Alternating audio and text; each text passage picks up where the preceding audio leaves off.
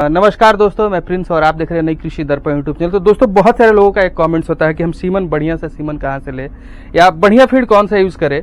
तो उन सभी सवालों का जवाब ढूंढने के लिए मैं पहुंच चुका हूं छपरा में, बिहार के छपरा जिला में। और यहाँ से सभी जगहों पे आपको अच्छा इम्पोर्टेड सीमन, सेक्सल सीमन, साथ में अच्छी फीडें आपको उपलब्ध हो पाएंगी। इस कारण से भी मैं यहाँ पे पहुंच चुका हूँ और मेरा ये हमेशा से एक प्रयास रहता है कि आप सभी को एक अच्छे से अच्छी चीजें मिल पाए इस जगह पर, इस मतलब कि बिहार में, ताकि हम आगे बढ़ सके। और मेरा ये एक प्रयास है, किसी स्वार्थ बस नहीं, निस्वार्थ मैं एक प्रयास कर रहा हूँ कि सभी को ये चीज मिले। तो इस कारण से भी मैं यहाँ पे आ चुका हूँ।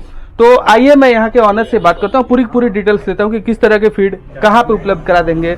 साथ में एबीएस का सीमन, जो कि बहुत सारे लोगों का एक मानना होता है कि काफी अच्छा सीमन होता है, तो कैसे कैसे मिल पाएगा, क्या उसका रिजल्ट होता है, सब कुछ हम इस वीडियो में जानने वाले हैं। उसके पहले मैं आपसे रिक्वेस्ट करूंगा कि आप हमारे चैनल पर हैं तो प्लीज सब्सक्राइब कर लें, साथ में बेल आइकन का बटन को प्रेस करें ताकि जब भी मैं वीडियो बनाऊं तो आपको अपडेट जो मिलता रहे। तो आइए यहाँ के संचालक से मिलता है, उसके बाद जानकारी।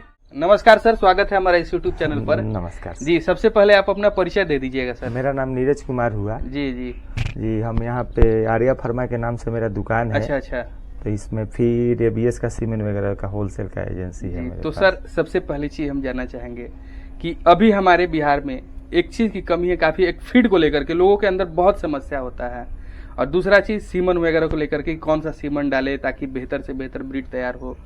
उसके बाद कौन सा फीड खिलाए कि बेहतर से बेहतर जो है पशु का शरीर का विकास हो, क्योंकि विकास के ऊपर ही सीमन का निर्भर होता है। तो ये चीज आप थोड़ा सा समझाएंगे हमारे दर्शकों भाइयों को। एबीएस के बारे में सर, एबीएस का आप सीमेंट, जेनोमिक सीमेंट लगाइएगा तो फायदा सर यही है कि नॉर्मल सीमेंट लगाने में क्या होता है कि आप बुल की तरफ से मात्र 20% कंट्रीब्यूशन होता है। अच्छा। अगर गाय आपकी 10 लीटर दूध दे रही है तो आप नॉर्मल सीमेंट लगाते हैं तो ज़्यादा 14 लीटर 15 लीटर दूध देगी। अगर जेनोमिक सीमेंट आप लगाते हैं या इम्पोर्टेड सीमेंट यूज करते हैं तो उससे फायदा यही होगा कि बुल के तरफ से 80% कंट्रीब्यूशन होता है। अच्छा। तो जो गाय आपकी 10 लीटर दूध कर रही है वो गाय आपको उसकी बछिया 20 से 25 लीटर दूध करेगी आपके यहाँ पहले बियात में। और जैसे जैसे बढ़ते जाएगा वैसे वैसे तीसरे बियात जाते जाते 40-50 लीटर तक पहुंच जाएगी आपकी। एक चीज आप हमको बताइए, जैसे कि क्या हम किसी भी पशु पर एबीएस वगैरह का सीमन दे सकते हैं, या कि कौन सी पशु पर कौन सा सीमन को हम डाल सकते हैं, ये कंफ्यूजन थोड़ा सा दूर कर दीजिएगा। आपको एबीएस में कोई सा भी सीमन, अगर एचएफ है तो उसमें कोशिश कीजिए कि एचएफ ही डालें, साहिवाल है तो साहिवाल डालिए, और जर्सी है तो जर्सी यूज कीजिए। जब तक आप अच्छा ब्रीड का सीमेन नहीं लगाइएगा तब तक आपका बढ़िया बच्चा नहीं आएगा। बढ़िया बच्चा नहीं आएगा तब तक बढ़िया दूध नहीं करेगी आपके यहाँ वो। सर, तो एक चीज मान के चले, मेरे पास एक क्रॉस गाय है, क्रॉस वाली गाय है। हाँ। जो कि 60% देसी पर है, 40% एचएफ पर है। तो क्या हम उसमें एबीएस का सीमन डाल सकते हैं? उसकी अगर दूध की कैपेबिलिटी सिर्फ 8 लीटर ही है पूरे दिन की, तो क्या हम उसमें वो सीमन यूज कर सकते हैं? आप उसमें एचएफ का देख लीजिए कि परसेंटेज किसका ज्यादा है। अगर साहिवाल का परसेंटेज ज्यादा है तो उसमें साहिवाल यूज कीजिए। अगर एचएफ का परसेंटेज ज्यादा है तभी ज्यादा एचएफ का यूज कीजिए, नहीं तो जिसका देख लीजिए परसेंटेज ज्यादा है वही यूज कीजिए। तभी आपका बच्चा भी बढ़िया आएगा और दूध भी बढ़िया करेगी आपके यहाँ। तो मतलब कंसेप्शन का, जैसे हमारे बिहार में एक मुख्य समस्या अभी हमने देख रखा है, बहुत सारे डेयरी पर हम गए हैं तो वहाँ पे एक मुख्य समस्या जो रिपीटेशन का, रिपीट ब्रीडिंग का होता है। तो उसमें वो क्यों होता है, ये चीज आप थोड़ा सा समझा दीजिएगा, क्योंकि लोगों को बचना बहुत जरूरी है। मान के चलिए एक सीमन लोग डालता है 1500-1600 का रुपए, एक बार में कंसीव नहीं करती है तो 1500 रुपये बर्बाद जाता है। तो मेरा जो मानना है, मैं सोचता हूँ कि वो उनका बर्बाद न हो। पहला नंबर सर, कोशिश यही किया जाए कि पर बर्बाद नहीं होगा। पहले कोशिश किया जाए कि अपने पास जो भी बछिया है उसमें कोशिश करें कि सेक्स सीमेंट डालें। अच्छा। अब बछिया को ही लगाया जाए, क्योंकि बछिया एकदम फ्रेश रहती है, उस समय उसमें सेक्स सीमेंट लगाइएगा तभी बढ़िया कंसेप्शन मिलेगा आपको। अच्छा। अगर पहले बियात के बाद लगाइएगा तो उसमें इम्पोर्टेड लगाइए, जेनोमिक लगाइए, सेक्स सीमेंट नहीं लगाइए। अच्छा। कोशिश कीजिए कि हिफर में लगाए हम। अच्छा। तभी ज्यादा कंसेप्शन बढ़िया मिलेगा। अच्छा। और शुरू से उसको बढ़िया फीड खिलाइए, बढ़िया मैनेजमेंट रखिएगा तो बहुत अच्छा परफॉर्म करेगी वो आपका। तो बढ़िया फीड की अगर बात करते हैं तो बढ़िया फीड में आप कौन सा क्या फीड आता है? बढ़िया फीड में 2 कंपनी का मेरे पास है, एक शीतल का है और भेंकी का है। अच्छा। दोनों का बढ़िया है। तो दोनों का रिजल्ट मतलब कैसा है? आप तो अगर दे रहे हैं पशुपालक भाई को तो कैसा रिजल्ट है, थोड़ा सा आप इस चीज? रिजल्ट बढ़िया है, रिजल्ट शीतल का भी बढ़िया है, भेंकी का भी बढ़िया है। जी। वह शीतल का आपको भेंकीज का ही स्टार्टर हो गया, इधर देख लीजिए। जी। वेंकीज का काल्फ स्टार्टर है। हाँ हाँ। फिर उसके बाद वेंकीज का काल्फ ग्रोवर है। जी जी। ट्रांसकेयर है, डेयरी स्पेशल है। अच्छा अच्छा। फिर दूध सागर है, हाई यील्ड आता है। अच्छा अच्छा। बहुत बढ़िया। इसका आपको मैस फॉर्म में आता है। ये जो भी फीड मिलेगा आपको हाँ हाँ। वेंकी का वो मैस फॉर्म में होगा। भले मैस नहीं है, क्या बोलते हैं आपको, पैलेट क्रम्बल में होगा। क्रम्बल में होगा। क्रम्बल ये में टूटा टूटा चना की तरह आता है। इसको जी। फुलाने वगैरह का भी जरूरत नहीं है। अच्छा। सीधे बोरा खोलिए और चोकर जैसे खिलाते हैं वैसे खिला दीजिए अच्छा इसको। अच्छा। इसको कोई फुलाने वगैरह का जरूरत नहीं है।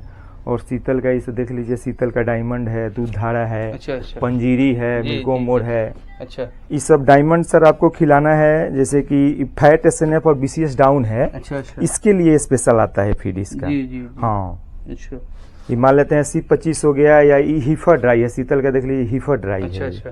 ये 9 हीफर 6 ड्राई महीने, बोले हाँ, तो? ये 6 महीने के बाद खिलाना है। जब अच्छा, बच्चिया पशु है, को हाँ, 6 महीने के बाद। 6 महीने के बाद खिलाना है अच्छा इसको। अच्छा। 6 महीने से लेकर 20 दिन पहले तक जी जी। इसको खिलाना है बच्चा देने के। उसके बाद इसको सीधे हीफर ड्राई खिलाइए। अच्छा अच्छा। बच्चा देने के बाद फिर हीफर ट्रांसफ्रेश आता है, अच्छा। खिलाइए। फिर उसके बाद 20 दिन के बाद खिलाए। बच्चा देने के बाद हम्म। बच्चा देने के बाद फिर ट्रांसफ्रेश आता है, वो खिलाइए। अच्छा। तो जैसे ये चीजें तो आपने बताया, तो क्या इससे पशुओं को कंसेप्शन में कोई मतलब दिक्कत नहीं आती है? नहीं दिक्कत, क्योंकि इसमें मिलावट नहीं है सर। और सब मार्केट में जो भी फीड मिल रहा है उसमें मिलावट बहुत ज्यादा है। जी जी। इस सब फीड में मिलावट नहीं है। आपको अच्छा, आप कहीं भी लैब में ले जाके टेस्ट कर सकते हैं। आप टेस्ट अच्छा। कर सकते हैं तो इसका। जैसे जो पशुओं को हम सीमन वगैरह देते हैं, तो क्या मतलब उसका बॉडी वेट देख करके देते हैं या कैसे देते हैं? हाँ, सीमेन आपको देना है तो कभी भी 300 केजी से वेट कम हो तो सीमेन नहीं देना चाहिए। अच्छा। कोई भी जानवर हो तो 300 किलो वेट कम हो तो उससे सीमेन नहीं लगाइए। 300 किलो से अधिक हो तभी आप सीमेन उसको लगाइए। तो जैसे एक जो मेरा सवाल था, शायद आपने अभी तक नहीं समझा, जो मेरा सवाल था, जैसे कमजोर पशु होती है तो क्या उस पर हम इम्पोर्टेड सीमन डाल सकते हैं, नहीं डाल हाँ, सकते? कमजोर पशु है तो उसमें आप कोशिश कीजिए कि जर्सी का सीमेन लगाइए। अच्छा। उससे फायदा यही होगा कि 20 से 25 किलो की जर्सी की बच्चियां 20 से 25 किलो की आती है। अच्छा और एचएफ का जो भी एबीएस का बच्चा आएगा सब 30 किलो, 35 किलो, 40 50 किलो तक का आएगा। अच्छा अच्छा। तो वो आप यूज नहीं कीजिए। अच्छा। कभी भी यूज कीजिए तो पहले अगर बियात हो, पहला बार बच्चिया को सीमेन लगाना हो तो आप जर्सी का सीमेन लगाइए।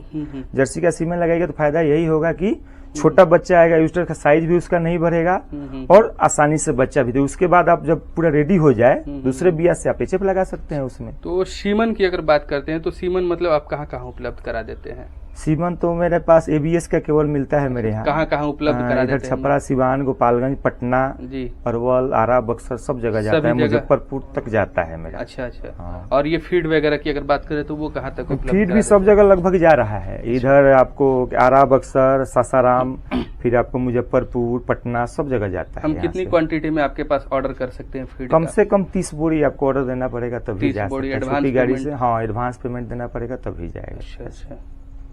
तो और क्या कहना चाहेंगे? जैसे कि लोग, तो एक परेशानी तो मैंने आपको पहले भी जिक्र किया कि रिपीटेशन का प्रॉब्लम है, तो लोग को और क्या करना चाहिए ताकि वो ब्रीड पर काम कर सके? क्योंकि आप भी डेयरी से जुड़े हुए हैं, मैं भी डेयरी फार्म में बहुत जगह घूम चुका हूँ। तो ऐसा लोगों का एक मानना होता है कि हम एक्स्ट्रा बछिया तैयार करके अपना जो है खर्चा बढ़ा रहे हैं। सही बात। ऐसा तो नहीं। उस चीज में आप क्या कहना चाहेंगे? अपना बच्चिया जब तक आप रेडी नहीं कीजिएगा तब तक आपका डेयरी सक्सेस नहीं हो सकता है। अपने यहाँ बच्चिया आपको रेडी करना ही पड़ेगा। दूसरे जगह से गाय आप परचेज कितना करके लाइएगा?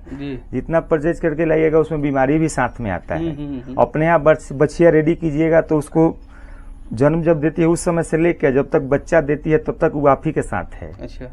तो इसलिए वो ज्यादा बेहतर है कि अपने यहाँ बच्चिया डेवलप कीजिए आप। अच्छा अच्छा। और डेयरी डेवलप रिपीटर के लिए तो सबसे बढ़िया कि हरा चारा लगाइए आप। जब तक हरा चारा का व्यवस्था नहीं कीजिए तब तक रिपीटर का परेशानी कम नहीं होगा। हरा चारा का व्यवस्था करना ही पड़ेगा आपको। जी, आपने मेरे सवालों का जवाब दे दिया कि रिपीटर क्यों होता है, वो भी आपने बताया, और हरा चारा उसका सॉल्यूशन है। सबसे हरा बेस्ट चारा तो solution है। खिलाना ही पड़ेगा। जब तक हरा चारा डेयरी में नहीं लगाइएगा तब तक डेयरी आगे बढ़ना ही अच्छा, नहीं। मतलब कोई उसका सब्स्टिट्यूट नहीं कुछ है? नहीं है, कुछ नहीं है। फीड और वगैरह तो बढ़िया मतलब फीड हरा- यूज कीजिएगा तो फायदा हाँ, आपको ये रिपीट वाला हरा समस्या चारा तो कम मतलब होगा देना ही आपको। देना, साथ में देना फीड ही देना है। फीड हाँ। आपको जब भी बच्चा था स्टार्टर ग्रोअर उसको जरूर खिलाइए, तभी सब स्ट्रांग होगा, अच्छा तभी जाके बढ़िया गाय रेडी होगी।